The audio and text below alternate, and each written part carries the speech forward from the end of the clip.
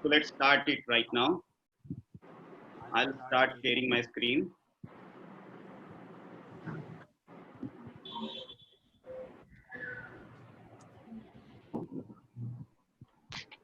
Yes. So first of all, welcome all of you, and extremely sorry for this delay, for this technical glitch. Still I am not able to solve this, but let's start this. So let's start with the today's topic about knowing your spine, its problem and solution.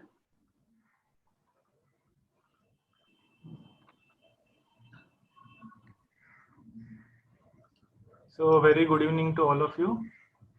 Today, Sir Dr. Rahul Rane will be speaking about spine.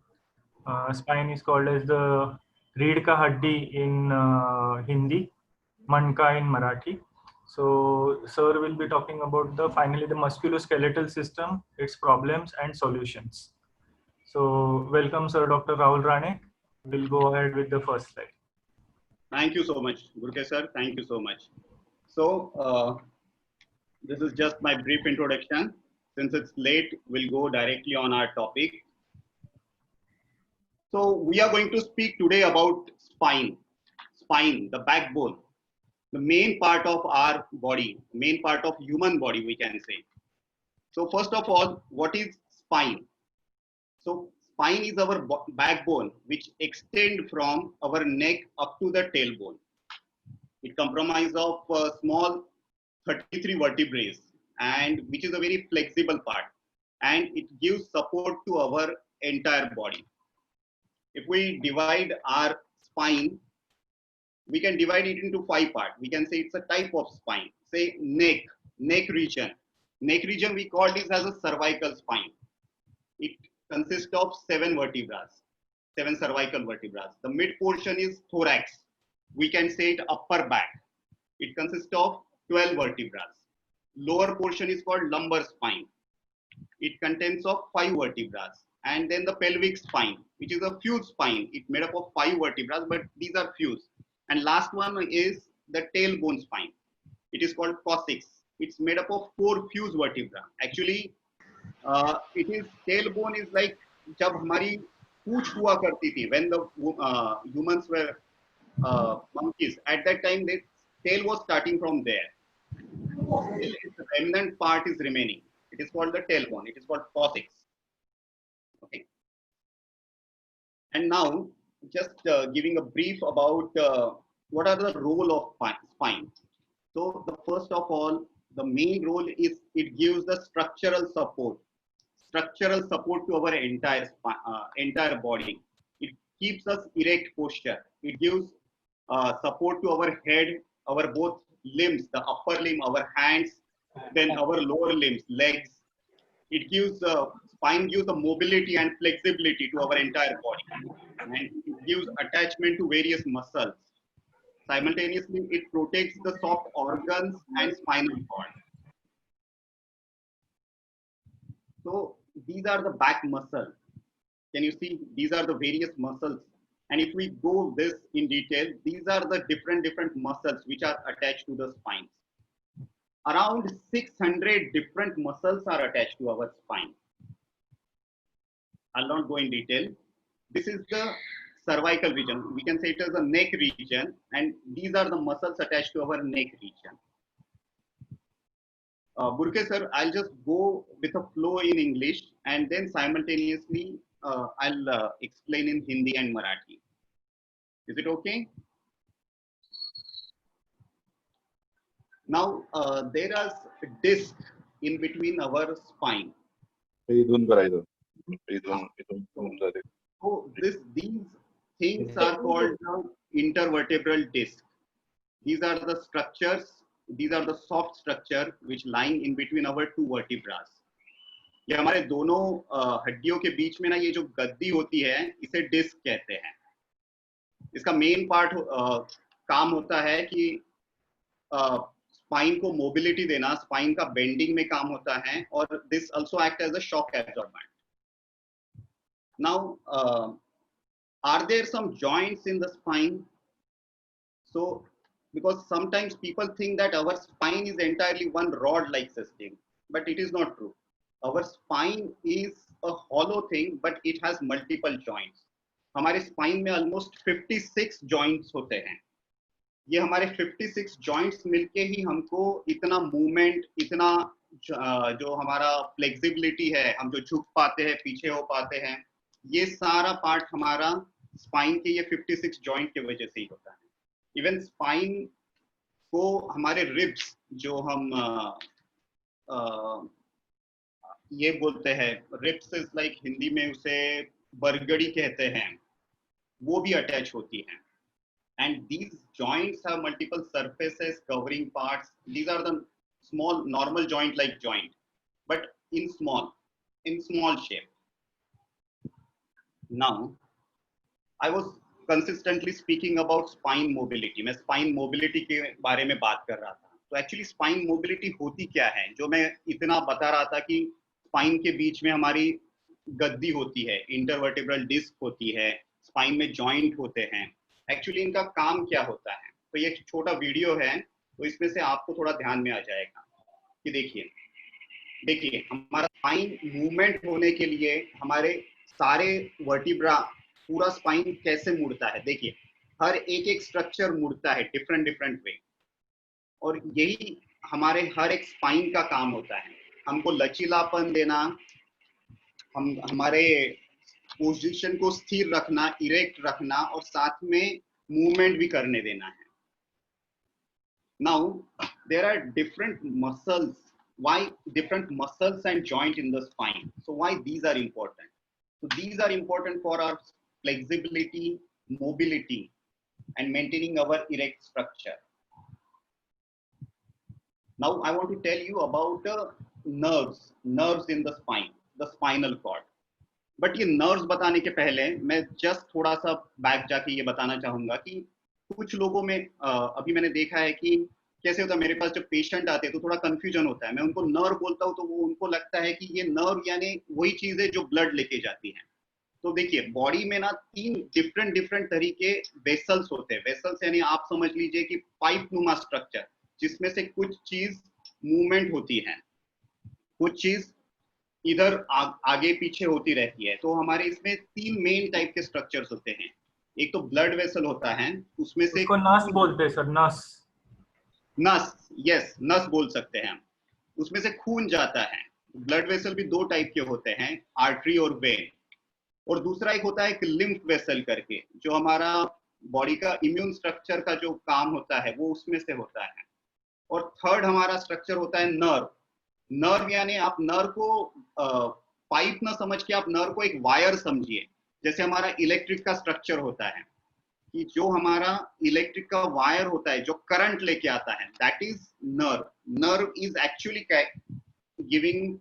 carrying the current which gives current supply to different organs. So look at this. So this nervous system is entirely complicated. Can you see this system?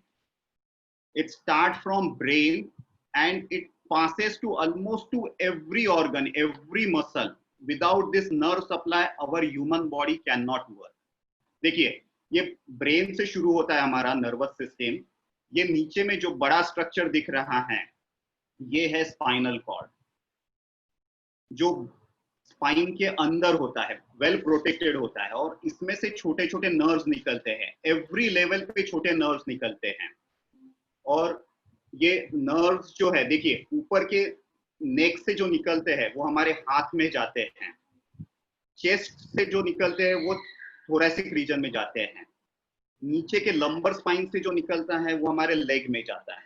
Ultimately ये जो सारे nerves जो हैं ये एक तरीके का electric impulse देता है. नॉर्मल टर्म में कहूंगा तो करंट देता है, जो करंट की वजह से हमारे मसल्स हैं वो कॉन्ट्रैक्ट करते हैं, वो मूवमेंट होता है बॉडी का.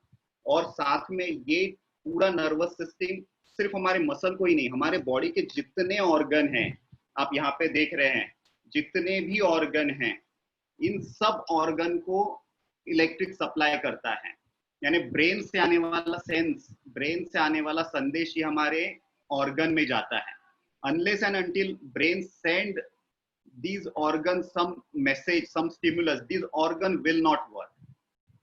एक तरीके से कहूंगा तो देखिए, अगर ये हमारा इलेक्ट्रिक सप्लाई है, अगर ये कट गया तो जैसे हमारा कोई भी चीज, अगर टीवी को हमारा इलेक्ट्रिक सप्लाई नहीं गया तो ये काम नहीं करेगा।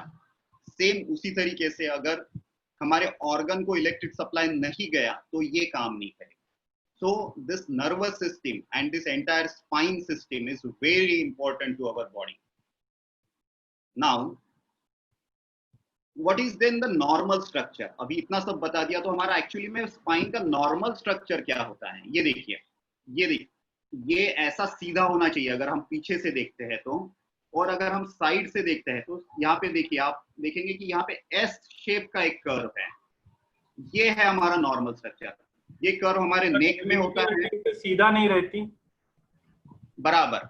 रीढ़ की हड्डी पूरी तरीके से सीधी नहीं रहती है। रीढ़ की हड्डी जो है ना, हमारा नेक में एक कर्व होता है, हमारे थोरैक्स में दूसरा कर्व होता है, थोरैक्स मींस चेस्ट में कहिए, और देन हमारे जो हमारा लंबर स्पाइन है, बैक है, उसमें हमारा और एक कर्व होता है। और ये कर्व जरूरी है, तभी हमारा ये जो पोस्चर है ये वेल मेंटेन और इतना फ्लेक्सिबल रहेगा। अलॉन्ग विद दैट, ये कर्व का भी रीजन ऐसा है कि उसके हिसाब से हमारे बॉडी में ऑर्गन्स भी वैसे ही फिट किए हुए हैं। तो everything is well calculated by the God. And ये देखिए, एक्सरे में आप देखेंगे तो इस तरीके का दिखता है। सो this is about the normal structure. Sir, if somebody's spine is straight, that is a problem. Somebody's spine is excessively straight is also a problem because it is not normal. हमारे बॉडी में curve होना ही चाहिए, then it is normal. अगर वो curve नहीं है तो वो स्ट्रेट हो जाता है। बहुत सारे लोग देखते होंगे कि एक्सरे में रिपोर्ट आता है लंबर लॉर्डोसिस इज ऑब्लिटरेटेड, यानी जो कर्व है वो कम हो गया है, ये जो कर्व है वो कम हो गया है, तो वो that is also not normal. तो कोई आदमी सीधा नहीं रहता, वैसे वो कर्व ही रहता है अंदर। बराबर, एब्सोल्युटली राइट गुरके सर। ठीक है, तो मीनवाइल गुरके सर, अगर किसी के बीच में क्वेश्चन होंगे तो आप मुझे पूछ सकते हैं। मैं चाहूंगा कि ये सेशन में हम लोग बाकी लोगों को भी एनकरेज करें कि वो डायरेक्टली क्वेश्चन अनम्यूट करके पूछ सकें। Jayesh will help it. ठीक है, नाउ सर अनम्यूट से अच्छा is chat only because there are 110 participants now. सब लोग अनम्यूट करेंगे, कभी करेंगे, वी आर नॉट अवेयर, तो वो chaos हो जाएगा सर। अच्छा, okay fine. I think first we finish your presentation and then we take questions is better sir, otherwise the presentation will go off track. Spine से लेके हम अंदर तक चले जाएंगे। Okay, fine. ठीक है, now let's focus to the main problems related to spine. Basically जिसके लिए हम सब लोग यहाँ पे आए हुए हैं। नॉर्मल एनाटॉमी तो ठीक है, बट हमारा मेन प्रॉब्लम है कि स्पाइन से रिलेटेड प्रॉब्लम्स क्या है और उनको कैसे सॉल्व किया जाए। इसीलिए मैंने शुरुआत का जो है थोड़ा फास्टली ले लिया। Let's focus on this.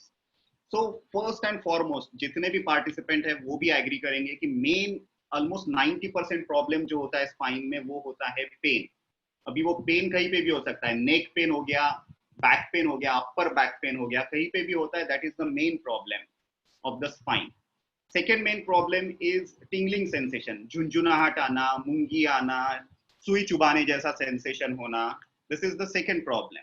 Third problem is deformity in spine. अभी डिफॉर्मिटी दो टाइप के होते हैं, which can be permanent, which can be temporary. कभी कभी परमानेंट डिफॉर्मिटी होती है और टेम्पररी डिफॉर्मिटी होती है। डिफॉर्मिटी यानी स्पाइन जो है अपने पोजीशन से थोड़ा हट गया है, स्पाइन टेढ़ा हो गया, जो कर्व है वो ज्यादा ही टेढ़ा हो गया या एबनॉर्मल कर्व हो गया, ऐसा अगर होता है तो वो डिफॉर्मिटी कहलाता है। Then fourth one is paralysis. Spine का जैसे मैंने बताया कि इसमें से इतने सारे नर्व्स जाते हैं, अगर स्पाइन को कुछ प्रॉब्लम होता है तो डेफिनेटली पैरालिसिस होता है। बट पैरालिसिस भी उसमें कंप्लीट पैरालिसिस होता है, इनकम्प्लीट पैरालिसिस होता है। So both the thing. Then bowel and bladder involvement, कभी कभी पेशाब संडास का प्रॉब्लम भी स्पाइन की वजह से होता है। Some sexual related problem can also happen due to spine involvement. Then fractures in the spine, there are this due to accident some fractures may happen. And another thing is cancer in spine. Since our spine is very big thing, there are somewhere in other part of the body, if cancer happen, there are high chances that cancer may get accumulated in the spine. अगर कहीं पे cancer होता है body में, तो बहुत ज्यादा chances होते हैं कि वो कैंसर हमारे स्पाइन में भी आके आ जाता है. इस तरीके के चांसेस होते हैं. So these are the various problem related to spine. But cancer सुन के आप घबराइए मत. Cancer to spine is very rare. Now let's go deeper in this problem. अभी हम थोड़ा सा ये जितने जो मैंने प्रॉब्लम बताए हैं उनके थोड़ा डीप में जाते हैं और हर एक प्रॉब्लम के पीछे रीजन क्या है, उसका कारण क्या है, वो ढूंढते हैं. तभी हमको पता चलेगा कि इसको कैसा सॉल्व किया जाए. हम अल्टीमेटली ये सेशन के लिए आए हुए हैं क्योंकि हमको प्रॉब्लम सॉल्व करना है, और वो भी कम तरीके से, जितना कम से कम डॉक्टर विजिट कर सके, जितना घर पे सॉल्व कर सकते उतना. ठीक है. So now let's go to the problem. देखिए, first problem is pain. Spine में अगर कुछ भी होता है तो फर्स्ट प्रॉब्लम पेन से ही शुरू होता है. So the pain could be because of muscle spasm.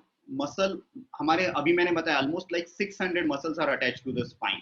अगर कोई भी एक मसल भी अननेसेसरी स्पाज्म में चला जाता है तो वो पेन का कारण हो जाता है.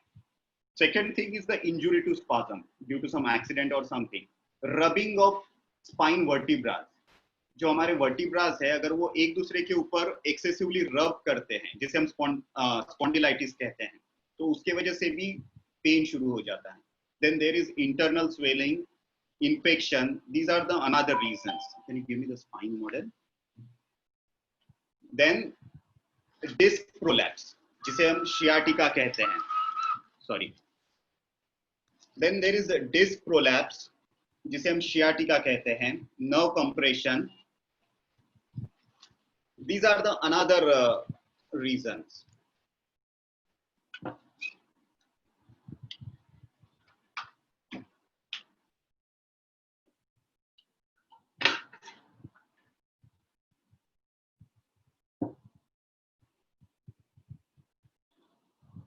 Disc prolapse is the major cause for the another tingling sensation, nerve compression related issues.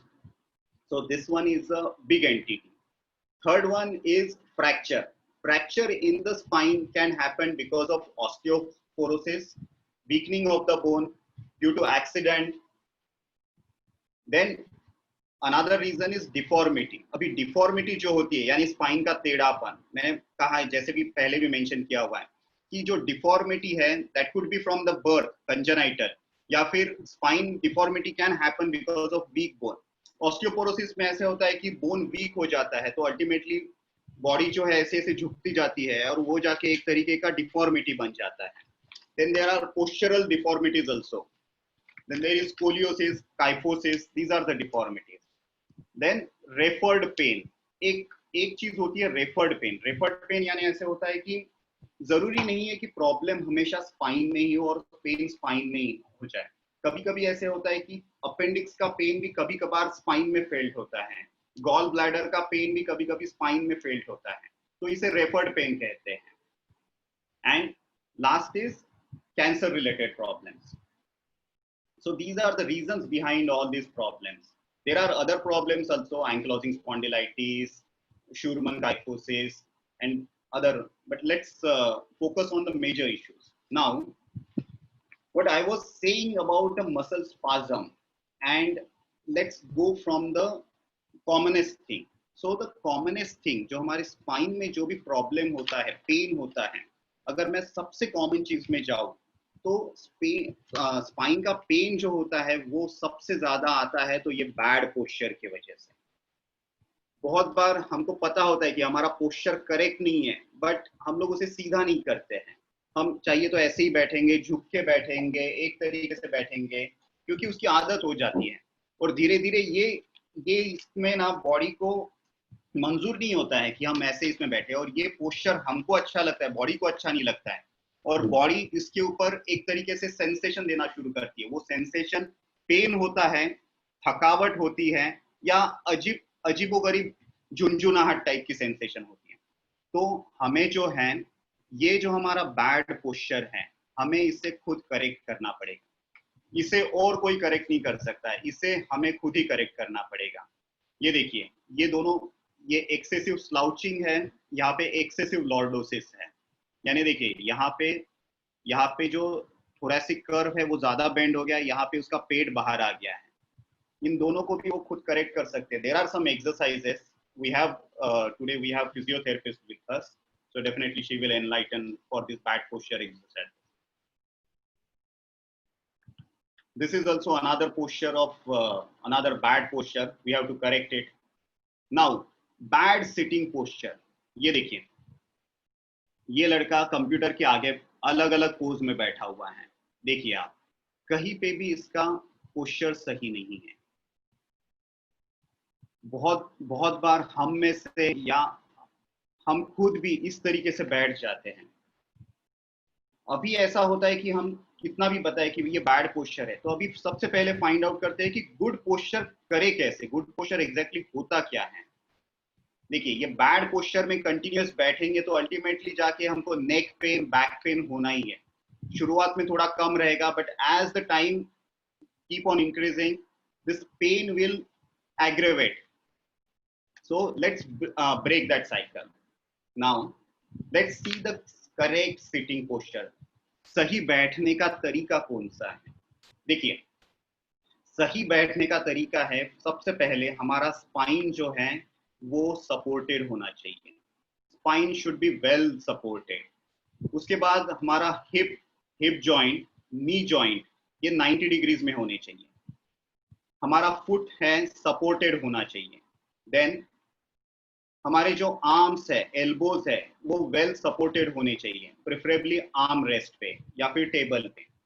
और जो हमारा लैपटॉप है या हमारा स्क्रीन है वो हमारे आई साइट पे होना चाहिए।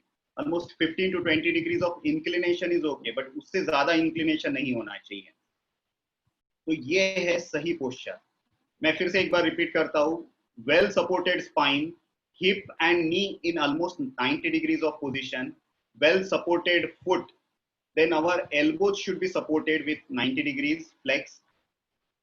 Our screen should be at the eyesight level, maybe around 15 to 20 degrees of inclination. और ये सबसे बेस्ट पोजीशन है बैठने के लिए, ये करेक्ट पोजीशन है। जनरली इसके लिए हमें 25 to 30 इंचेस का हाइट होना चाहिए हमारा टेबल का, और हमारा जो आई साइट, हमारा जो कंप्यूटर वगैरह है वो अप्रोक्सीमेटली 18 to 25 इंच की दूरी पे होना चाहिए। So this is the about the correct posture of sitting, correct posture of spine.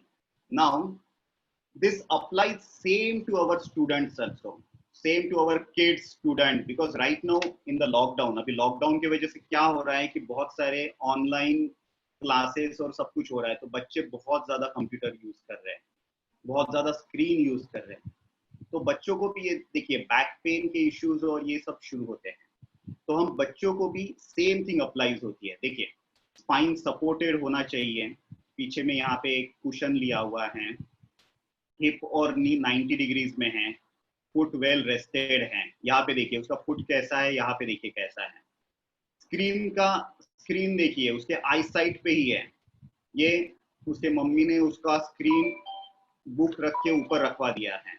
तो कैन यू सी, उसका नेक ज्यादा बेंड नहीं हो रहा है। इस सेशन में यहाँ पे देखिए, यहाँ पे बच्चे ने एक इंक्लिनेशन पैड लिया हुआ है राइटिंग के लिए, विच इज ऑल्सो हेल्पफुल। ये बच्चे का देखिए स्पाइन बहुत ज्यादा बेंड हो रहा है। So these are the things, ये हमारा हमारे बच्चों का इस तरीके का पोस्चर होना चाहिए। Now same thing applies to while driving also, how to sit inside the car seat पे कैसे बैठना है। हम कार सीट को 90 डिग्रीज कर लीजिए, सीट बेल्ट लगा लीजिए तो ऑटोमेटिक अपना 90 डिग्रीज पोजीशन आ जाएगा। सीट को थोड़ा आगे कर लेंगे तो हिप और नी भी 90 डिग्रीज में आ जाएंगे। so this thing we can apply, this is the correct posture of us while sitting inside the car while driving. Now one more thing, sorry, अभी सबसे ज्यादा यूज होने वाली चीज मोबाइल। अभी हम मोबाइल इतना ज्यादा यूज करते हैं उसके ऊपर से हमारा नेक पेन शुरू हो जाता है। लोग तो सोते वक्त भी मोबाइल छोड़ते नहीं है और मोबाइल को इतना पास में पकड़ के नेक ऐसा करके रखते हैं और बोलते हैं कि नेक पेन हो रहा है। बिकॉज अल्टीमेटली देखिए, यहाँ पे एक रिसर्च से पता चला है कि जब हमारा नेक बेंड नहीं होता है तब भी हमारे नेक पे वेट तो होता ही है स्कल का, बट जैसे जैसे इसका बेंडिंग एंगल बदलते जाता है, बढ़ते जाता है, बेंडिंग एंगल बढ़ते जाता है, वैसे वैसे इसके ऊपर का आप वेट देखिए एक्सपोनेंशियली बढ़ रहा है। यहाँ पे जब 60 डिग्रीज आ जाता है तो almost like 27 to 28 KG weight हमारे नेक पे आता है। तो अल्टीमेटली नेक पेन तो होना ही है। मैं तो कहूंगा कि आपने जितना स्क्रीन टाइम कम करेंगे उतना अच्छा है, but which is not possible. So best way for it is, आप जो आपका फोन है जितना आप ऐसा पकड़ के रख सकते हैं, जितना आप ऊपर पकड़ेंगे इस तरीके से, जितना आई लेवल पे पकड़ेंगे उतना अच्छा है। That is the thing we can do. And इतना करने से भी आपका नेक पेन सिग्निफिकेंटली कम हो जाएगा। Or some people hold it like this while talking. हाँ, that is one more problem। ऐसे करके तो हमारे पेशेंट ही बढ़ेंगे। हम तो चाहते हैं कि लोगों का स्पाइन अच्छा रहे, इसीलिए ये सब कुछ है। आप जितना नेक को सीधा रखेंगे, आप जितना नेक पोस्चर, स्पाइन पोस्चर सीधा रखेंगे उतना हमारे लिए अच्छा है। That is the thing. Now today we have physiotherapist Dr. Archana with us, because in spine ultimately physiotherapy is equally important along with medication. So Dr. Archana will highlight us about more about some exercises and some postural correction. Dr. Archana.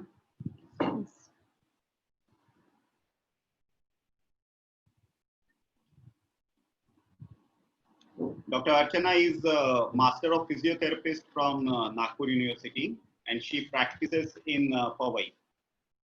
Okay, thank you, Dr. Rahul. Good evening, everyone.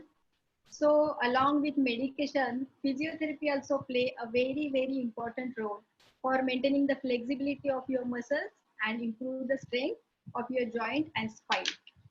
And abhi thodi der pehle we saw in briefly about our good and bad posture. But isme I would like to give some simple tips how we can maintain our good posture or how we can fix our bad posture at home, because nowadays most of us are working from home, so we are facing so many problems. So many of my friends, my patients are asking me for the good and correct posture how we can maintain at home. So at home we don't have the chairs like office. So I would like to give you the advice to use your dining table chair. So dining table chair has a cushioning. तो cushioning chair से क्या होता है, it will not give the pressure on your coccyx and you will not face the pain your coccyx or your this tailbone. So it will give comfort. And for your support for your back, take the roll of your towel and keep it at your upper back or in your lower lumbar region, so you will get the support. And while we are working in the kitchen, for kitchen also we are working hours to hours. So most important tip is use chappals, soft chappals, or take any mat below your foot. So it will work as a shock absorber. इसके वजह से हमारे spine पे directly pressure नहीं आएगा and we will not feel pain in the heel region also. And while washing your utensils, ऐसे झुक के सिंक में झुक के नहीं घिसने की जरूरत है. Take all your utensils on your platform, वहां घिस के देन वॉश इट, बिकॉज अगर झुक के स्पाइन एंड नेक दोनों में प्रॉब्लम हो सकती है. And same for झाड़ू पोछा. While doing that, it is recommended to do झाड़ू in sitting position. अगर झुक के कमर से झुक के झाड़ू मारेंगे तो कमर में दर्द होगा and it may radiate towards your lower limb. And पोछा के लिए भी बैठ के ही मारे तो ज्यादा अच्छा है. And if you have mop, that is the best option. And some of the things are there. Like for your bad posture, you just check in your mirror. Do some simple exercise. I'm going to show you some simple exercises here. Do some shoulder retraction exercises like this. So you will feel a stretch in your upper trapezius muscles. And जो ये shoulder rounded या आगे आते हैं काम करते करते and you will get fatigue here. So वो नहीं होगा. Do these exercises. Then for do this some circumductions like clockwise and anti-clockwise direction. And for your neck, do some simple exercises like bending, looking down, then in the center, then look up, then bend sideways. Take this ear towards your left shoulder region, then right ear towards your right shoulder. Then do rotations. One more important exercise is chin tuck. Just tuck your chin inside, hold it for 10 seconds and then release. Do this exercise as much as possible and do some simple stretches like turn your neck and hold here and give a stretch by your hand to your neck. For all this exercise, I'm telling you very in shortly, but if you want some brief, I will give you, you can call me on my number anytime, or I'm making some videos. My Rahul Rane's number is mentioned there, and you can call anytime. Then I'm going to make some short videos for each exercises, and I will post it on my YouTube channel. So you can see the videos there also. Excuse madam. Yes. What do you have a suggestion? Is yoga almost equivalent to physiotherapy, or there are two different streams of help to the body? See, sir, actually, yoga is also exercise and physiotherapy. But for physiotherapy, there are some stretching, some strengthening exercises, and some exercises are indicated and some are contraindicated also for various patients. Because in yoga, you have to sit like cross leg, and some forward bending exercises are also there. So in some cases, these exercises are contraindicated. Okay, so every patient requires a prescription of exercise according to the problem. Absolutely. Before going for any exercise set, please consult your doctor or your physiotherapist first, because there are so many muscles, as we saw 600 muscles in our spine and your neck region. And for the group of muscles and for any individual muscle, or if you are having any disc problem or some other spinal problems, the exercises are different and vary from patients to patients. So before going for any exercise set, consult your doctor and do all these exercises gradually at home. Because if you are doing stretching it more than your pain level, then it may hurt you. तो उससे और कोई muscle spasm या muscle pull हो जाएगा. So do the exercises very gradually. And then this is for your neck and shoulder. And for back, I'm going to show you some simple exercises here. This is a child pose. If you do this after your working hours, you will really feel very relaxed. Then this is a forward fold, but I already told you it is according to your case. If it is integrated to you, if it is not possible, then don't do any exercise if it is hurting you. Then this is a triangle exercise. This is high plank. It will take care of your core and it will strengthen your core muscles. This is also cat and camel exercise. It will also help in strengthening your cores. And this is the side plank. These are some basic exercises. There are so many exercises, but these are some basic exercises that you can do now at home. And one more important thing is take a short break after every hour, or tell your child also when they are working on their classes are going on, take a short break after every hour. Just get up if possible, take around, move around, then do some simple back stretches, for neck stretches, and then again go back to your work. And with that, do breathing exercises also. This also help and help you a lot. Take a deep breath, inhale and hold it like for 5 to 10 counts, and then gradually exhale. So you will really feel very fresh. You will get oxygen to your muscles and your your brain, and you will feel very fresh to go back to work again. These are some simple exercises. And while sleeping posture also play a very, very important role, because many of doctors are suggesting, many patients are having actually some queries कि हमें neck pain है तो हमने pillow लेनी चाहिए कि नहीं लेनी चाहिए. See, ये और ये, this is also bad, this is also wrong, and this is the right posture. Pillow जरूर लेनी चाहिए, बट एकदम इतनी मोटी भी नहीं लेनी चाहिए, ना ही इतनी पतली, क्योंकि हमने देखा कि our spine is like S shape. तो जो भी शेप है स्पाइन का, उसको हमें मेंटेन करना है. तो अगर पिलो बहुत छोटी लो तो यहाँ पे गैप आ रहा है, ये सपोर्ट नहीं हो रहा है. बड़ी हो तो यहाँ पे मसल लेंथन हो रहे हैं. So our main aim is to maintain these curvatures. So you should take a pillow, and if possible sleep in a side lying position like this, not like this. Neck should be properly supported.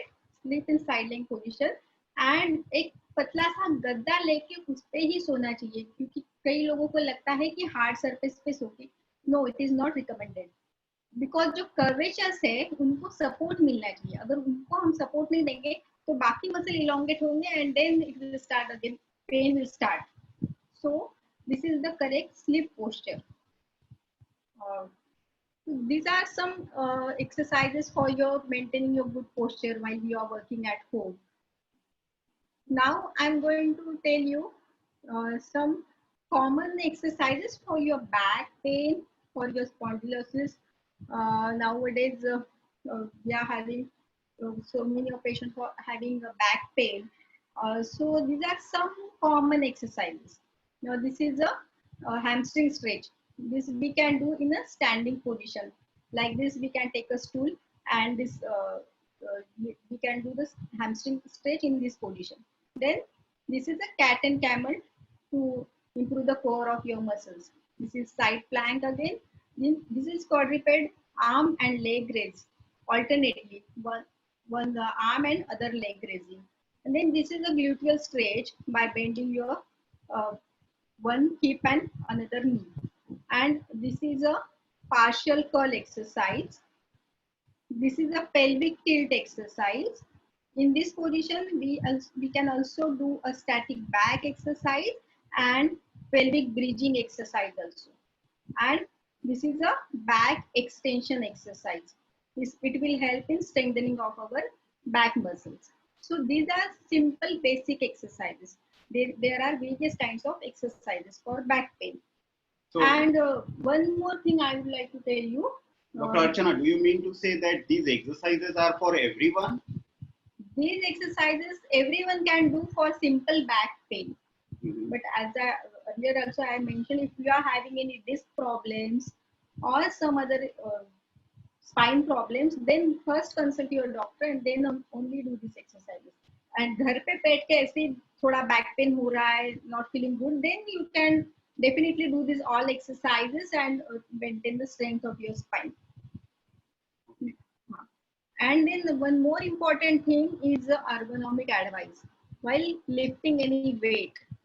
जब भी हम कुछ weight उठाने जाते हैं तो don't bend directly through your this back or lumbar spine. इससे bend नहीं होना है हमें. Bend through your knees and then कुछ भी उठाना है वो उठाइए and then come up. Because हम directly जाएंगे तो it can help injure our muscles or our spine or our disc also. So please don't bend directly through your back, bend through your knees. And ये इसके साथ साथ as I told you, breathing exercises are very, very important, because nowadays we all are at home in COVID and we have to improve our immunity also. So there are various types of lymph nodes are present in our body, and lymph nodes carry our waste products through our body.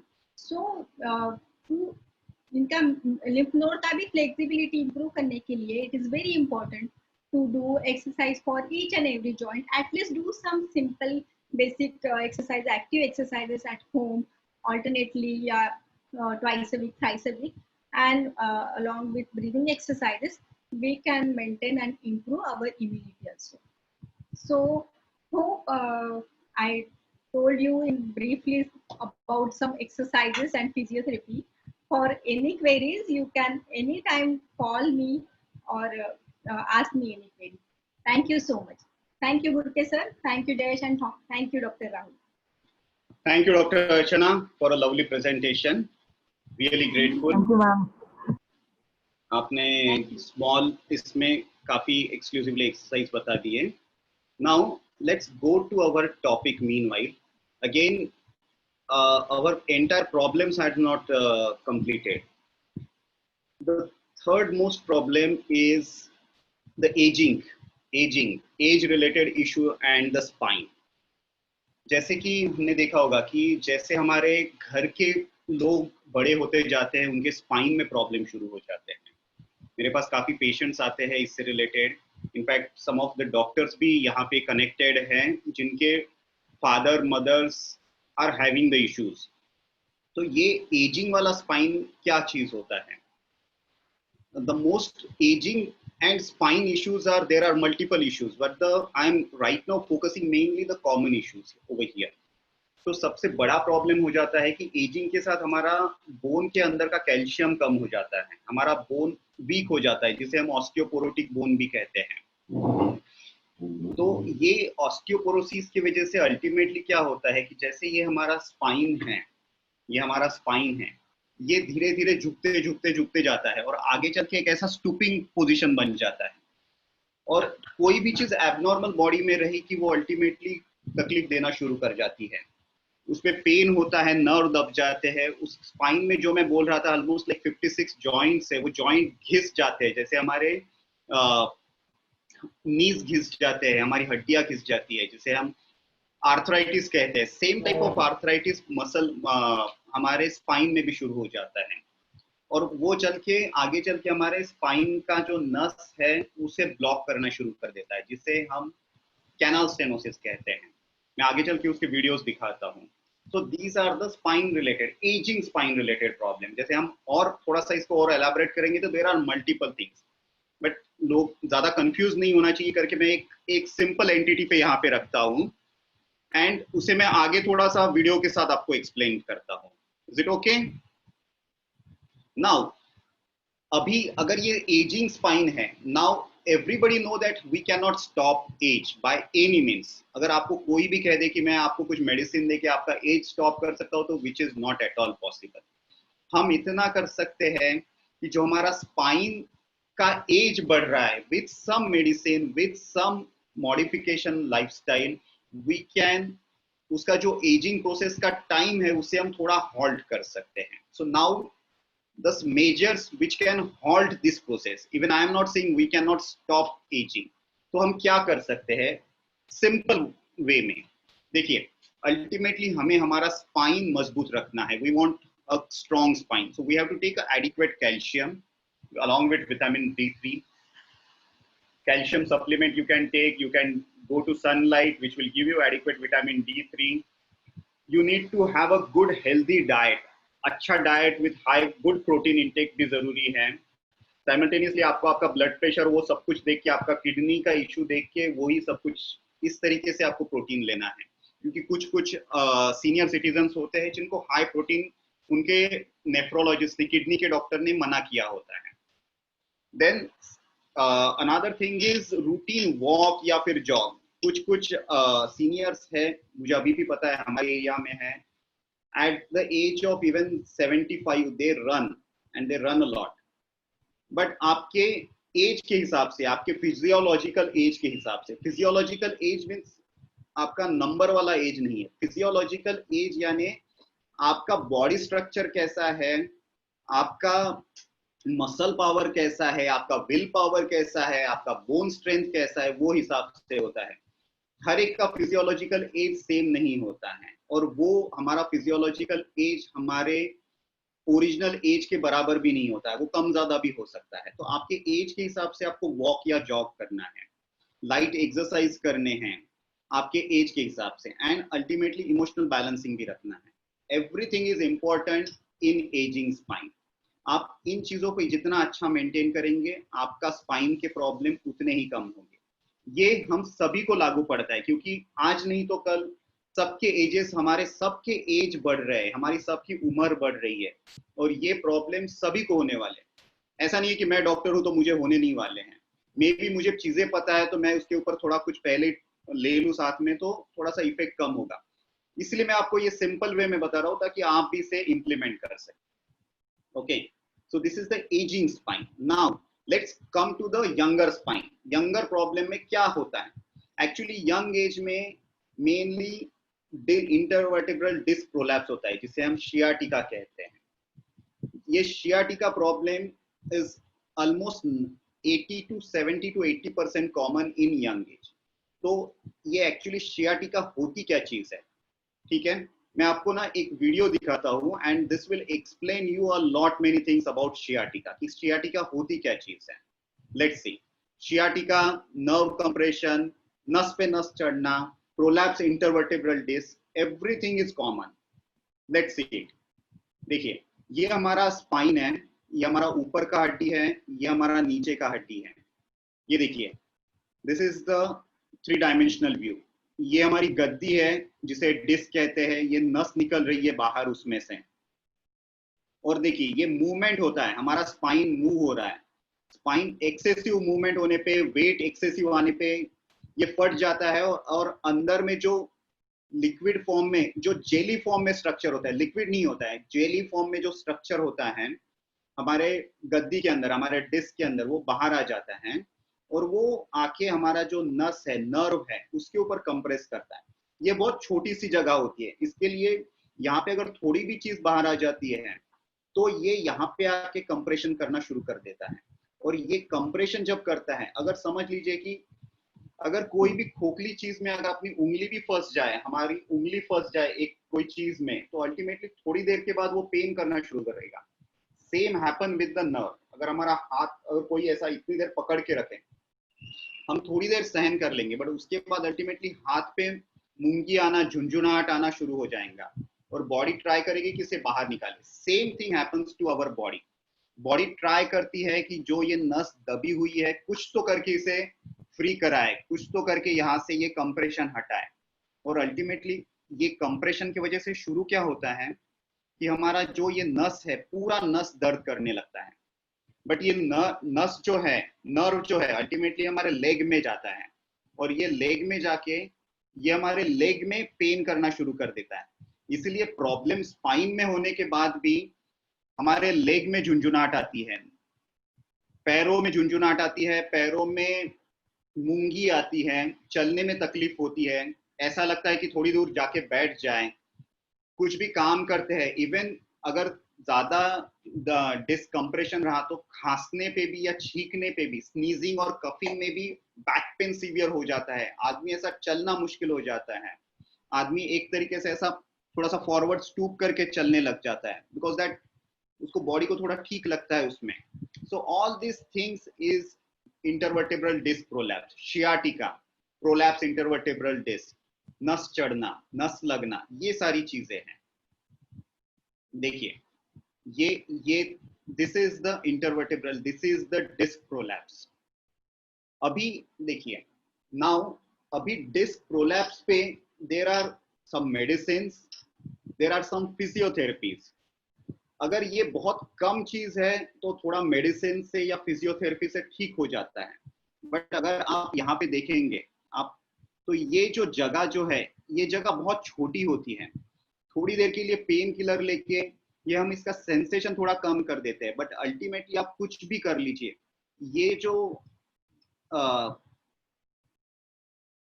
Jelly form जो बाहर आया हुआ है, जो disc prolapse disc है, वो ultimately कुछ भी कर लेंगे तो भी ये अंदर नहीं जा सकता, बिकॉज ये होल बहुत छोटा सा होता है। और अगर आप समझ लीजिए कि आप एक कंपेयर कीजिए कि आपके पास तकिया है, रुई वाला तकिया, और उसके ऊपर जोर से कोई बैठ गया तो उसके अंदर की रुई छोटे से होल में से बाहर आ जाती है, बट आप वो तकिए को ऐसे खींच के आप कर लीजिए तो वो रुई कभी अंदर नहीं जाएगी। जो रुई बाहर आ गई है वो रुई बाहर आ गई है, दैट इज द प्रॉब्लम। तो अगर ये थोड़ा सा पार्ट में है तो मेडिसिन, फिजियोथेरेपी, पोस्चरल मॉडिफिकेशन पे इस पे अच्छा खासा रिलीफ आ जाता है। 90% लोगों में इसे कुछ नहीं करना पड़ता है मेडिसिन, क्योंकि वो बहुत छोटा होता है। कुछ दिन रहता है मेडिसिन फिजियोथेरेपी के साथ, ये ठीक हो जाता है। अगर बट जो बचे हुए 10% लोग होते हैं उनमें क्या करना पड़ता है, क्योंकि ये जो छोटी सी जगह में अगर थोड़ा ज्यादा पार्ट में ये हमारा डिस्क प्रोलैप्स हो गया है तो ये नस पे तो दबाएगा। तो now what we have to do for it. तो अभी देखिए इसके लिए कुछ सिंपल प्रोसीजर्स है। These are the recent advances कि क्या होता है। देखिए मैं आपको एक वीडियो दिखाता हूँ, इसका ही कंटिन्यूएशन पार्ट। ये देखिए इसमें अभी क्या करते हैं कि ये छोटा पार्ट निकालने के लिए बड़ी सर्जरी, बड़ा टाका वगैरह कुछ नहीं दिया जाता है। मैं ये टाइप की सर्जरी करता हूँ। इसमें हम छोटे ट्यूबिंग्स अंदर डालते हैं। These are the very sophisticated instrument. और जितना पार्ट बाहर आया हुआ है उतने पार्ट को वहां से हटा देते हैं। देख लीजिए उतने पार्ट को हटा दिया और हमारी जो नस है वो एब्सोल्युटली फ्री हो गई। और ये हमारा जो ये देखिए नस फ्री हो गई एंड इसके लिए इवन टाका भी नहीं लगता है। This is the stitchless spine surgery. ये मैं रूटीनली सर्जरी करता हूँ। This is the stitchless spine surgery and this is the recent advance in the spine surgery. खैर ये बहुत कम लोगों को लगता है। Most of the things can be treated with medication and physiotherapy. So this is about sciatica intervertebral disc prolapse. Now let's go to the another thing. हम पहले किस तरीके के सर्जरी करते थे और अभी स्पाइन में किस तरीके के सर्जरी कर रहे हैं। मैं आपको एक वीडियो दिखाता हूँ। तो ये हमारा रूटीन ऑपरेशन थिएटर है। हम पहले इस तरीके के सर्जरी करते थे। जो अभी जो किया हुआ है उसके लिए हम पहले स्किन कट करते हैं। देखिए स्किन को सेपरेट करते हैं। नीचे देखिए हमने यहाँ पे ऑलमोस्ट 5 वर्टिब्रा ओपन कर लिए हैं हमको एक लेवल का डिस्क निकालने के लिए, क्योंकि पहले हमें ऐसा ही करना पड़ता था। नीचे पहुंचने के लिए इतने सोफिस्टिकेटेड इंस्ट्रूमेंट थे नहीं और ये बोन कट करना पड़ता है। देखिए ये बोन कट कर रहे हैं हम और तब जाके हम अंदर स्पाइन तक पहुंचते हैं और तब जाके ये हमारा जो गद्दी है, जो डिस्क प्रोलैप्स है, उसे हम बाहर निकालते हैं। This is the process. इसे बंद कर रहे हैं एंड बंद करके देन ये टाका क्लोज किया। So this is our routine surgery. अभी हम इसमें से एडवांस सर्जरी करते हैं। देखिए ये हमारा रूटीन सर्जरी के लिए इतने टाके लगते हैं और अभी का जो एंडोस्कोपिक या लेजर सर्जरी करते हैं उसमें हार्डली टाका लगता भी नहीं है। लगा तो भी हार्डली एक टाका, बट बहुत बार स्टिचलेस सर्जरी हो जाता है। तो ये नई नई चीजें स्पाइन में आ गई हैं अभी।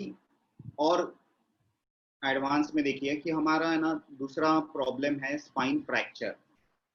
जब स्पाइन फ्रैक्चर हो जाता है एक्सीडेंट के वजह से या एक्सेसिव वेट उठाने के वजह से, तो पहले के जमाने में क्या करते थे कि उसे पेशेंट को बहुत ज्यादा बेड रेस्ट रख देते थे, या फिर पहले इतने सोफिस्टिकेटेड इंस्ट्रूमेंट नहीं थे कि पहले के जमाने में स्पाइन सर्जरी होने पे कॉम्प्लिकेशन रेट ज्यादा होते थे, इसलिए लोग हर स्पाइन सर्जरी से डरते थे।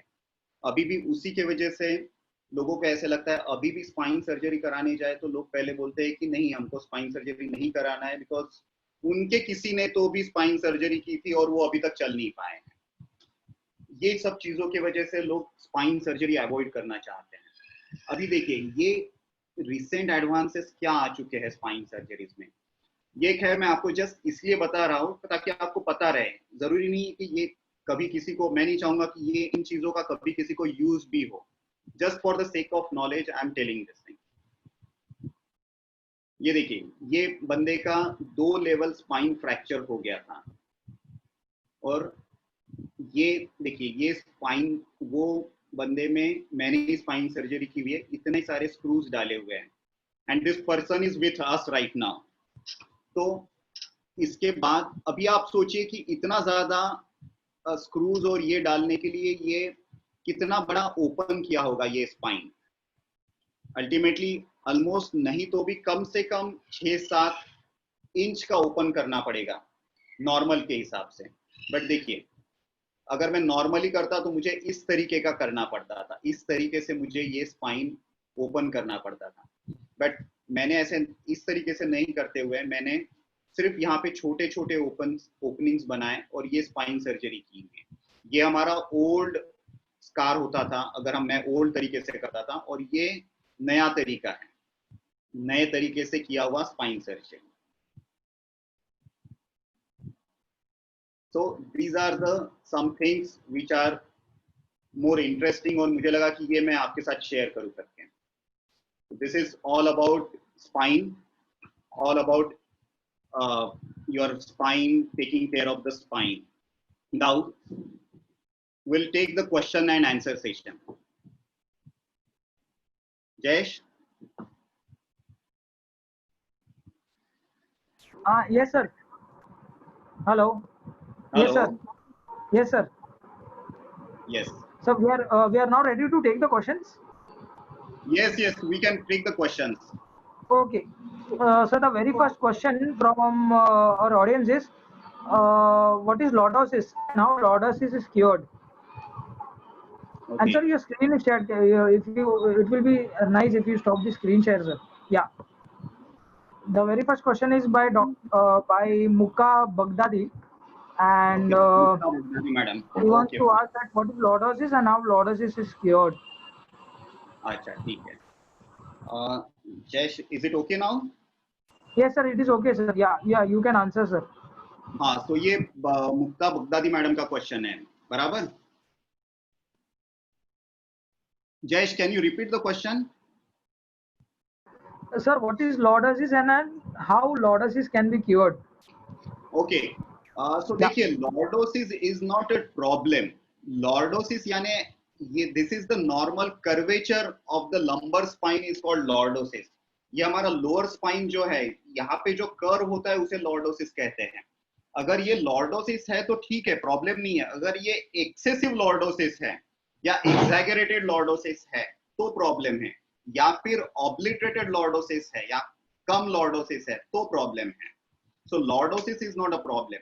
और excessive lordosis या obliterated lordosis यानी extra lordosis या कम lordosis, ये क्या रीजन के वजह से है, वो रीजन फाइंड आउट करके, वो रीजन को ट्रीट करके हम उसका इलाज कर सकते हैं. So it depend upon the cause of the lordosis, cause of the excessive or obliterated lordosis. Yes, Jess, next question.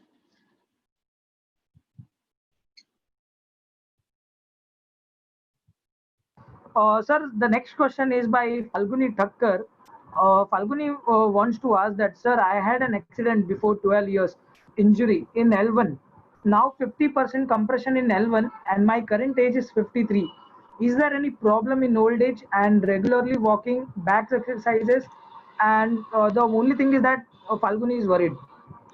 नहीं फाल्गुनी जी, देखिए आपका अगर 50% कंप्रेशन है तो आपने अभी ना थोड़ा एक्सरसाइज करना चाहिए प्रॉपरली, और आपने जो आपका स्पाइन है उसका स्ट्रेटनेस लाना चाहिए. आपको एक स्ट्रेट एक्सरे निकालना चाहिए खड़ा रह के, और उसके ऊपर आपके ऑर्थोपेडिशियन को दिखाना चाहिए, बिकॉज मोर देन 50% जो ऑब्लिट्रेशन है, मोर देन 50% जो बोन दब गया है आपका, उसके वजह से आपका फ्यूचर में स्पाइन आगे झुकने का ज्यादा चांसेस है, और ये आगे झुका हुआ स्पाइन आपको आगे चल के प्रॉब्लम देगा. तो अभी आप आपके स्पाइन सर्जन्स को, आपके स्पाइन स्पेशलिस्ट को दिखाइए, एक एक्सरे कीजिए. अगर एक्सरे है तो मुझे भी एक बार व्हाट्सएप कीजिए. मैंने मेरा नंबर हर स्लाइड पे शेयर किया हुआ था, यहाँ पे मैं फिर से शेयर कर देता हूँ. आप शेयर कीजिए, बेस्ड ऑन दैट एक्सरे आपको मैं बता सकता हूँ कि आपको आगे क्या करना है.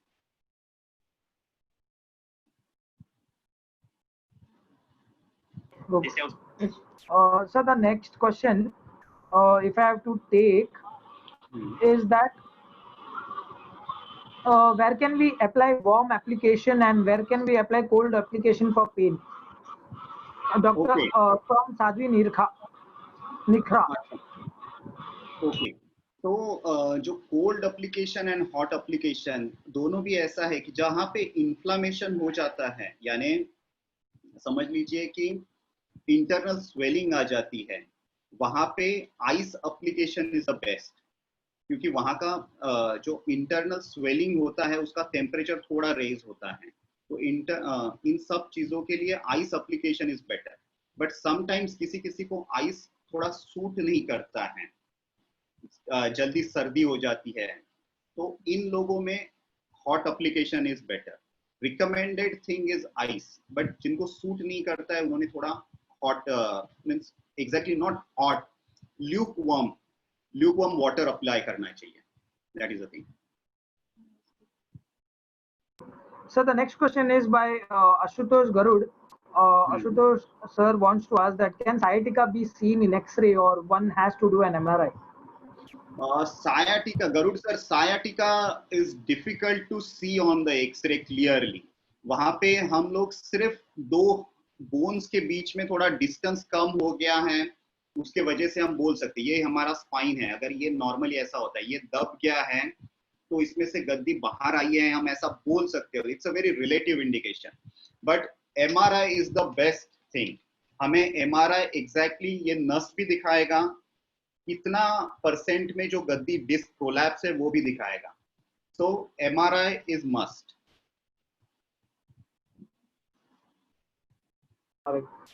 Sir next question is by Navnath.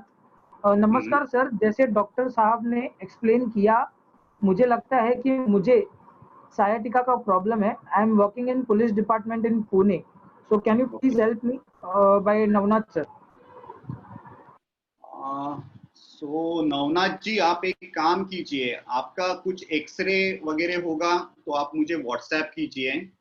मैं यहाँ पे मेरा नंबर आपने स्लाइड पे अगर ये होगा नोट किया होगा, क्योंकि अगर आपको जो सियाटिका है अगर आपको ऐसे लग रहा है तो आपने क्या करना चाहिए कि आपने थोड़ा रेस्ट लेना चाहिए। आपके आसपास के डॉक्टर को, स्पाइन स्पेशलिस्ट को एक बार दिखाना चाहिए, थोड़े मेडिसिन लेने चाहिए एंड सम फिजियोथेरेपी करना चाहिए। आपने वेट उठाना कम से कम रखना चाहिए, आप वेट मत उठाइए और झुक के काम मत कीजिए, इतना आप प्रिकॉशन लीजिए। This applies to everyone, those who think that they have even a small portion of disc prolapse or sciatica. Weight उठाना नहीं है आपको, झुक के काम नहीं करना है, झुक के वेट तो बिल्कुल भी नहीं उठाना है। रेस्ट लेना है, कंटिन्यूअस एक पोस्चर में खड़ा भी नहीं रहना है, कंटिन्यूअस एक पोस्चर में बैठना भी नहीं है। तो ये these are the simple things, ये चीजें करनी है।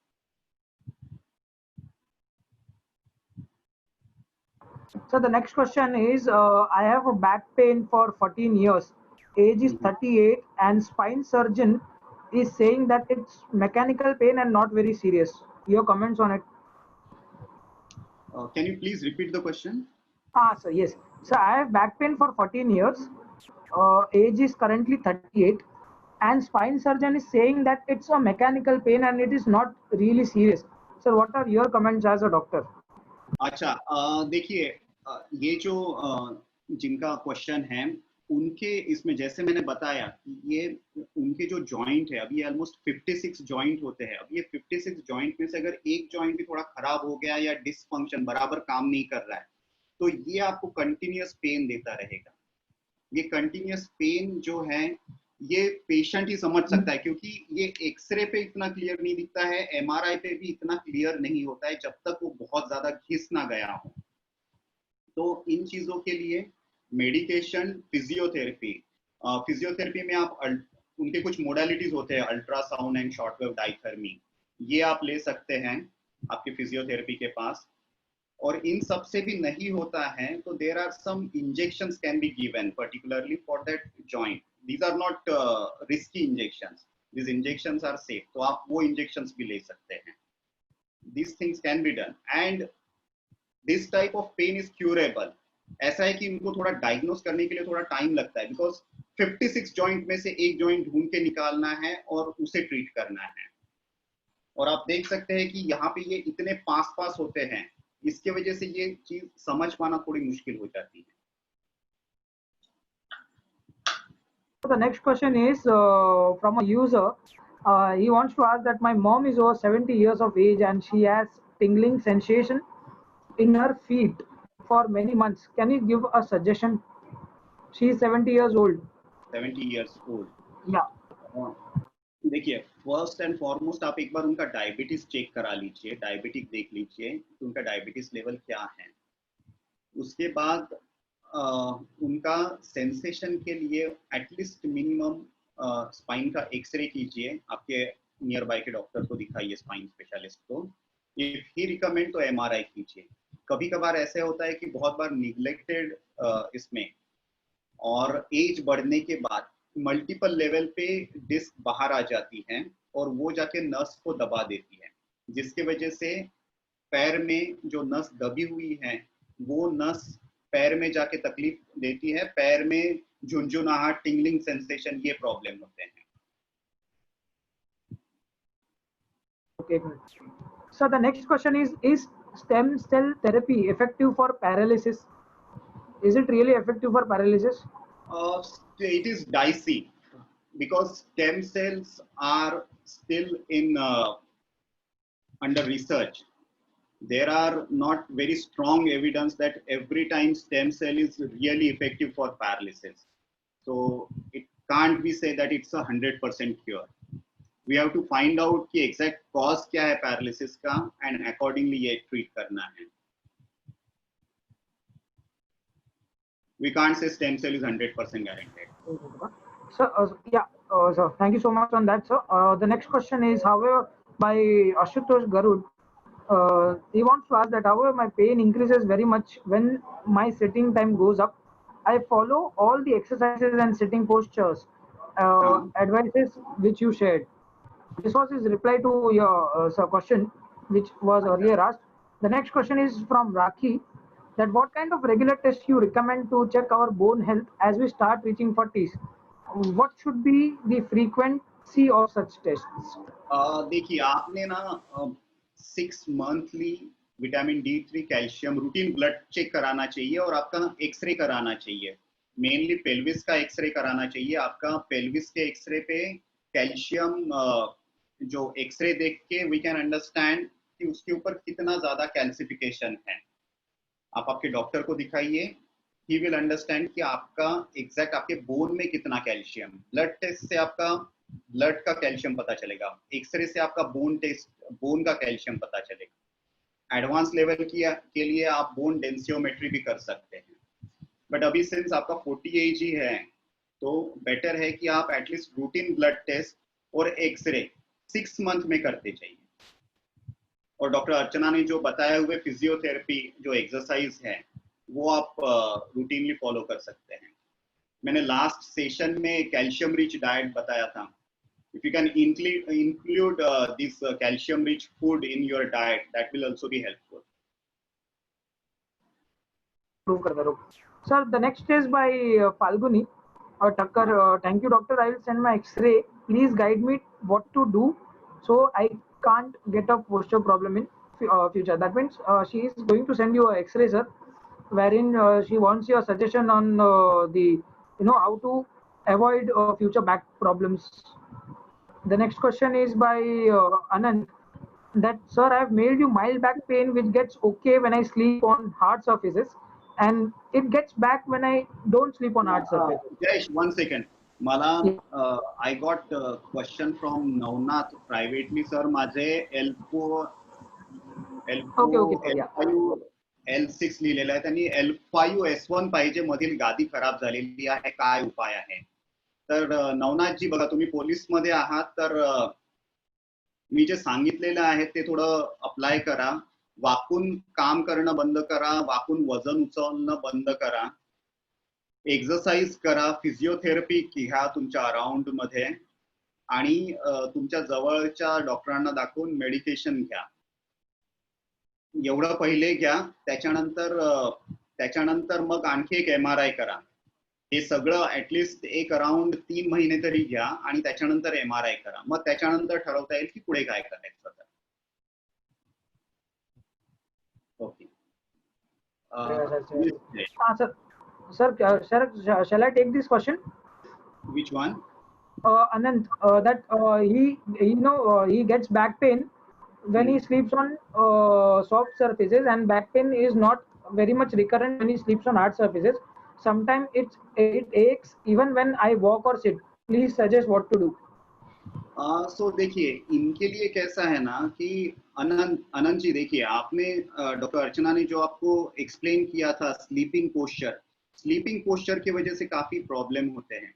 मेनली बहुत बार अगर आप जो भी आपका मैट्रेस यूज करते हैं, मैं सभी के लिए ये गाइडलाइन दे रहा हूँ कि पर्टिकुलरली कॉइल मैट्रेस मत यूज कीजिए। कॉइल मैट्रेस एक्चुअली में ना इतना पोस्चरल करेक्शन नहीं देते हैं। बेस्ट है हमारा बेड एक्चुअली बहुत हार्ड भी नहीं होना चाहिए, बहुत सॉफ्ट भी नहीं होना चाहिए। इट शुड बी फर्म यानी दोनों के बीच का लेवल। सो हमारा जो कॉटन मैट्रेस है दैट इज द बेस्ट। और छोटा पिलो लीजिए, जैसा ऑलरेडी एक्सप्लेन किया हुआ है, तो वो पिलो लीजिए छोटा साइज का, जिससे आपका नेक सीधा रहे, आपका गद्दा भी प्रॉपर रहे, ताकि आपका स्पाइन की जो कर्वेचर है वो मेंटेन रहे। आप अगर ये प्रॉपर फॉलो करेंगे ना, तो अल्टीमेटली आपका जो स्लीपिंग हैबिट भी अच्छा रहेगा, और ये इससे पोस्चरल रिलेटेड पेन है वो भी कम रहेंगे। एंड वन मोर थिंग, आपने कंटिन्यूअस एक पोजीशन में बैठना नहीं है वर्किंग आवर्स में भी, बीच बीच में उठते रहिए, स्ट्रेच कीजिए, then sit back, that is required. So the next question is by Shashikala Gupta. She wants to ask that, sir, can you please tell me the difference between spondylitis and sciatica? Is there herniation in both the cases? देखिए, स्पॉन्डिलोलाइसिस and sciatica में difference है। स्पॉन्डिलोलाइसिस में क्या हो जाता है कि हमारा जो शियाटिका में हमारी दोनों हड्डियां बराबर जगह पे होती है, सिर्फ वो दब जाती है। स्पॉन्डिलोलाइसिस में ये जो हड्डी है ना, आप देख रहे हैं यहाँ पे, ये जो जॉइंट है, ये जॉइंट हिल जाता है, ये जॉइंट आगे पीछे हो जाता है, उसके वजह से ये एक अलग ही लेवल पे चला जाता है। Can you appreciate, can you see on the camera? ये हमारा अलग जगह पे चला जाता है, और ये देखिए दोनों में नस दबती है, दोनों में डिस्क प्रोलैप्स होता है। दोनों के ट्रीटमेंट ऑप्शन थोड़े अलग अलग हैं, तो दोनों भी चीजें थोड़ी अलग हैं। So the next question is, can you suggest a patient for neurologist or orthopedic? Means it is very close to each other. I mean, I didn't get this question. Sir, how we know to suggest a patient for neurologist or ortho? Okay. Sir, Sadhvi Nirka wants to know that if a patient comes to you with a problem, how do you differentiate whether he has to go for a neurologist or a orthopedic? I mean, how do you judge that? Okay, देखिए अगर आपको brain से related issue होंगे तो neurologist के पास जाना चाहिए, and even spine से रिलेटेड, फ्रैंकली हेड के ऊपर वाले इश्यू होंगे, हेडेक, चक्कर आना वगैरह, तो ये चीजों के लिए आपने मेनली न्यूरोलॉजिस्ट के पास जाना चाहिए। और यहाँ से अगर नीचे वाले इश्यू है तो स्पाइन स्पेशलिस्ट के पास जाना चाहिए या ऑर्थोपेडिशियन के पास जाना चाहिए। इतना आप डिफरेंस रखिए।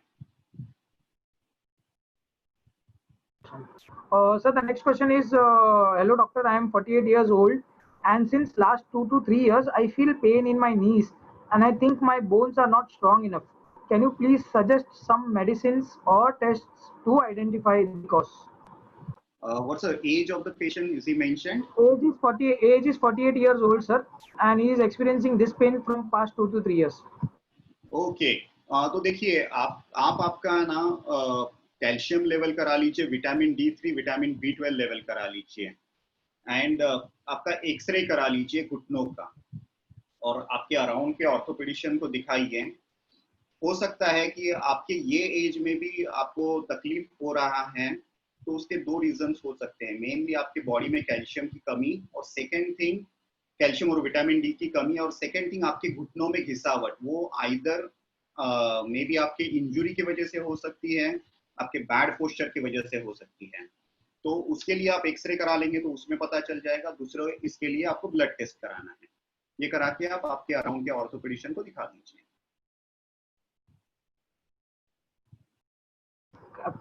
Sir, the next question is by Suresh Bhalerao. Sir, he wants to ask that what is the side effect of steroids injection in spine? And he has taken it 2 times personally, and his current age is 40. हाँ, spine में steroid injection exactly क्या level पे लिया हुआ है और किस reason के वजह से लिया हुआ है उसके ऊपर वो डिपेंड करता है। बहुत बार ऐसा होता है कि स्पाइन में जो स्टेरॉइड देते हैं उसका क्वांटिटी बहुत कम होता है क्योंकि वो बहुत स्पेसिफिक जगह पे दिया जाता है, तो उससे ऐसे साइड इफेक्ट कम होते हैं। स्टेरॉइड अगर हम डायरेक्टली बोन में लें तो उसके बहुत ज्यादा साइड इफेक्ट है, बट स्पाइन में या पर्टिकुलर जगह पे जहाँ पे प्रॉब्लम है अगर वहां पे देते हैं तो उसका क्वांटिटी बहुत कम होता है।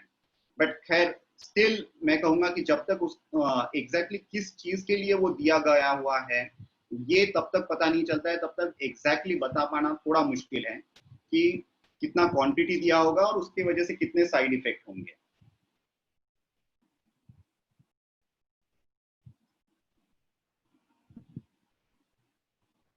How can we identify that pain and swelling is normal due to any disease? Prince Kumar Upadhyay. How do you identify pain or swelling is normal? Jayesh आपका आवाज चला गया था, can you read Sir, how do you identify that pain or swelling is normal, sir? Am I audible now? हाँ, yes. Okay. So pain and swelling अगर spine में है और पेनफुल नहीं है, आपका स्पाइन सीधा है, स्पाइन इरेक्ट है और बाकी डे टू डे एक्टिविटी करने में कोई प्रॉब्लम नहीं है, तो आप उसे नॉर्मल कह सकते हैं। बट अगर ये डिफॉर्मिटी आपके हाथ को बार बार लग रहा है, आपको स्वेलिंग को यानी ये स्वेलिंग अगर हार्ड है और आपके हाथ को बार बार लग रहा है तो आपने एक्सरे करके देखना चाहिए, आपके पास के ऑर्थोपेडिशियन को, स्पाइन स्पेशलिस्ट को दिखाना चाहिए।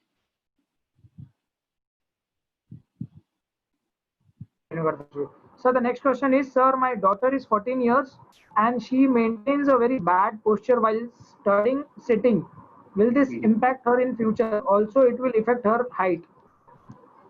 Yes, bad posture is need to be corrected. इसीलिए मैं ज्यादा अभी एम्फसाइज कर रहा था कि अभी जो लॉकडाउन में बच्चे घर पे हैं उन्हें करेक्ट पोस्चर सिखाइए। देखिए, अच्छी हैबिट बनाने के लिए एफर्ट्स लगते हैं, आप अभी एफर्ट्स लेंगे तो आगे चल के उसका पोस्चर भी अच्छा होगा। अल्टीमेटली अगर हमारा स्पाइन झुका झुका रहेगा तो हमारा ओवरऑल हाइट नीचे ही हो जाता है, तो वो उसके हाइट पे भी इफेक्ट करेगा। एंड अंदर में जो हमारी नस है, नर्व है, अगर बेंड स्पाइन में वो रहेगी तो वो भी कंप्रेस होने की चांसेस होती है। तो आप जितना उसका करेक्ट पोस्चर रखेंगे वो उतना अच्छा है, और अभी करेक्ट कीजिए, this is the right time. So the next question is by Rishi Khandelwal. Yes. Rishi sir wants to ask that, doctor, I'm 43 years old. I can walk 4-5 kilometers without any problem, but stairs climbing is very difficult. Up to 2 floors is okay, but after that he's getting pain in knee. What would you suggest? तो ऋषि जी देखिए, आपका जो problem है वो नी में है। आपके 2 floor के बाद आपके नी पेन शुरू हो जाता है, यानी आपके नी में थोड़ा सा घिसावट शुरू हो गया है। ये अर्ली ऑस्टियोआर्थराइटिस हो सकता है। आप एक्सरे करा के, आपको एक्सरे कराना चाहिए। आपको फर्स्ट ऑफ ऑल थोड़ा सा नी स्ट्रेंथनिंग एक्सरसाइजेस करने चाहिए। आप अराउंड के फिजियोथेरेपिस्ट को दिखा के आपके नी स्ट्रेंथनिंग एक्सरसाइज कीजिए, आप कैल्शियम लीजिए, अच्छा डाइट लीजिए। अगर आपका वेट ज्यादा है तो थोड़ा कम करने का कोशिश कीजिए। इन सब के वजह से आपके नी पे स्ट्रेस कम आएगा, और इसके बाद आपका डेफिनेटली जो आप 2 फ्लोर के बाद आपका पेन होता है वो काफी कम हो जाएगा। इसके बाद भी अगर पेन परसिस्टेंट है तो एक्सरे करा के आपके नियर बाय के ऑर्थोपेडिशियन को दिखाएंगे।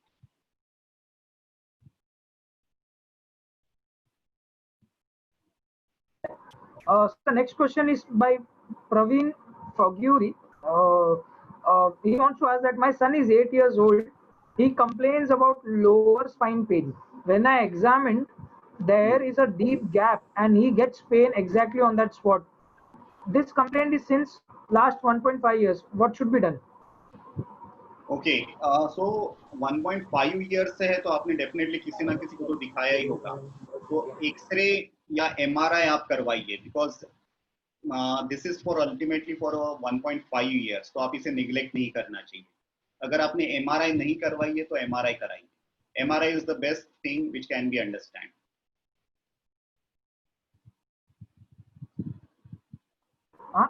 Yes, sir, there are no few questions, no new questions right now. I am Okay. just looking if I missed anything. Dr. Archana, no. Yeah, Rekha has given compliment to Dr. Archana that the information which Madam shared was very much useful and the exercises which Madam shared were very easy to follow. Of course. I'll pass on the compliments to Dr. Archana. Yeah. Thank you, Rekha madam. Thank you so much. If Yeah. you have any problem, you can call me at any time. Take care. Any questions for ma'am? Participants do have any questions for ma'am or sir? Yes, there is one question, sir. Sir, can lower motor neuron and upper motor neuron be affected by alterations in spine? Bola. Yes, it can be affected because the lower motor neuron generally क्या होता है ना कि हमारे dorsal spine यानी हमारे अपर thorax में अगर कुछ लग जाता है तो अपर मोटर न्यूरॉन के चांसेस बहुत ज्यादा होते हैं. लंबर स्पाइन लोअर स्पाइन में लगने पे लोअर मोटर न्यूरॉन के चांसेस होते हैं. इतना आप मोटा मोटी डिफरेंस ध्यान में रखिए. There are some complications related to it but आप इतना ध्यान में रखिए. This can happen.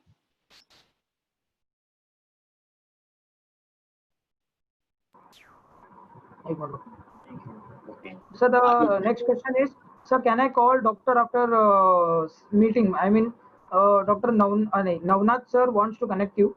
So, sir, I request you to share in your contact details so that it becomes easy for the patients to I'll just get in touch with you. Yeah. मैंने मेरे slide में भी लिखा हुआ है. I'll just write down. Yeah, even if you share your slides, sir, I think participants can jot it down. Okay.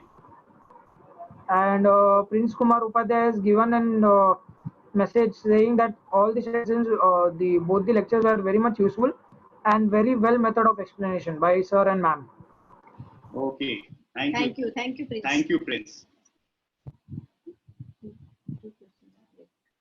I guess there are 2 questions are left. One. So just 1 second. So this is my number. Everyone can note it down. I'm going to very severe neck pain and shoulder pain for last 36. Sir, can we take the last few questions? Rahul sir? Yes, of course. So the question is, sir, what is Teens L elbow? Please explain. From Suresh Bhalerao. Sorry. Oh, sir, what is a Teens L elbow? He wants to know about L elbow, L type elbow. L type Elbow, elbow. I mean, he wants to ask about elbow. What is Teens elbow? Please explain. I guess he's asking about teens elbow. He may be asking Yes. about teens bow leg. Maybe teens Okay. bow leg. Here it is written like Teens L and bow. Okay, sir. Okay, so this could be because of the calcium deficiency. This thing is happen in children and their leg become bow. म्हणजे कॅल्शियमच्या कमतरतेमुळे ना मुलांचे पाय वाकडे होतात. त्याच्यामुळे त्यांना बो leg म्हणतात. जर मी तुमचा क्वेश्चन बरोबर समजू शकलो असतो तर. नाहीतर कोणाचा क्वेश्चन आहे हा? They can dial me on this number after the session and ask me, no problem. And everybody, Jayesh, are there any questions? Yes, sir. There are last 2 questions. First is compliment to Dr. Archana by Muka madam, Muka Baghdadi, that Dr. Archana's explanation was very good and she really appreciates it. And the last is from Jigna Sunil Baruja. Sir, for knee pain, injections of self platelets. Okay, she wants to ask that platelet-rich plasma is useful for knee injections, knee pain. Okay, yes, platelet-rich plasma is advisable and it is effectful till up to the grade 2 of osteoarthritis. यानी जो आपका जो घुटना घिस गया है उसके grading होते हैं. अगर ग्रेड 2 तक है तो प्लेटलेट रिच प्लाज्मा जिसे पीआरपी कहते हैं वो इफेक्टिव है. उसके बाद में उसका इफेक्टनेस थोड़ा कम होते जाता है और इसके ऊपर पेशेंट का वेट और पेशेंट का एज दोनों भी चीजें डिपेंड करता है. Yes. Is there any other question, Jayesh? So no other questions, sir. As I think we have completed with, we have taken all the questions. Yeah, last question is there by Muka Baghdadi. We'll take it last, sir. Last few days I'm having swelling on my right ankle. It's stiff movement and there is no pain but burning sensation. What to do? What does it indicates? अच्छा, it could भी, अगर आपको pen नहीं है तो injury के chances कम हैं. आप एक बार आपका डायबिटीज लेवल चेक करा लीजिए. कभी कभार डायबिटीज में भी ऐसी चीजें हो जाती है. मैं यहाँ पे एक मैसेज भी सबको देना चाहूंगा कि बहुत बार ऐसा होता है कि हमारे पैरों में स्वेलिंग आ जाता है और कभी कभी हमें पता नहीं चलता है, पेन होता नहीं है. तो दिस इज द साइन कि हमारा डायबिटीज बढ़ गया है. डायबिटीज यानी हमारे ब्लड शुगर के अल्ट्रेशन की वजह से हमारा सेंसेशन थोड़ा कम हो जाता है. तो ऐसे में हमारा शुगर लेवल चेक करना चाहिए. एंड बगदादी मैडम, आप एक बार आपका एक्सरे करा लीजिए just to see whether there is something in your ankle. Keep it elevated. आप एलिवेशन रखिए, क्रेप बैंडेज लगाइए और आइस पैक कीजिए. इतना तो आप फॉर द टाइम बिंग कर सकते हैं. And do some ankle exercises, and in hot fomentation, take a bucket of water in hot water and do some ankle movement like this, planted down and upwards. ये ankle stretch exercises आप करिए. इससे अगर आपको stiffness कम शायद हो जाए तो you will feel better. Thank you, Mukta ma'am. Jayesh, are there some questions? So I think we are done. We have taken all the questions. Okay. And I think we should conclude this session, sir. Sure, So sure. any final comments by you, ma'am, or Sandeep Burke, sir? I guess Sandeep Burke sir has gone because he has to go for some work.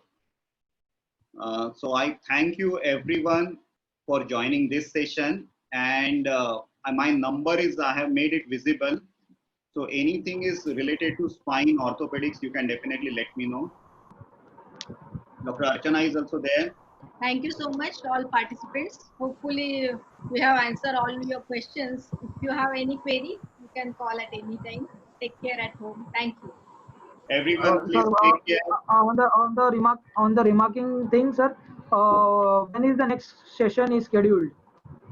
Participants are asking for your next schedule, sir. They are very much, overwhelming response we are getting for this seminars which we are conducting. So they are, eagerly waiting for the third CME. I'm planning to keep it on Saturday or Sunday because some of the participants couldn't join. Their offices has started. तो उन लोगों ने मुझे message करके बोला है कि आप संडे को रखा करो. I'll see. I'll definitely let you know either Saturday or Sunday. और सबसे पहले मैं वो Facebook लाइव वाला सॉर्ट आउट करना चाहूँगा बिकॉज काफी सारे मेरे आधे लोग आ नहीं पाए बिकॉज Facebook लाइव नहीं हो पाया. I'm extremely sorry for that and extremely sorry for the late starting of this session. And thank you so much for Jayesh for arranging this session. Thank you so much for all participants. Thank you so much, sir. On the remarking side, I just like to conclude from on behalf of Alembic Pharmaceuticals that it is a privilege and prestige for us to conduct such beautiful CMEs, which was very much interactive, and the audience also equally participated and contributed for this, and it was indeed a great session, sir. The learning outcome was very, very good, and both the sessions by Archana ma'am and you were very much useful to them. And I'm sure in future also we at Alembic would provide such platforms to you and the medical fraternity who are working so hard and tirelessly for us. And thank you so much, sir, from bottom of our heart. Thank you so much for giving us an opportunity to serve you and all the patients. Thank you so much once again, sir. I hope you have a great evening ahead. Thank you so much, ma'am. Thank you, Thank you, Jayesh. Jayesh. Thank you so Thank much. you, Good thank night. you, thank you so much. Thank you so much, doctor. Have a Thank you great everyone evening. for joining. Thank you, And everyone. all of you, please take care.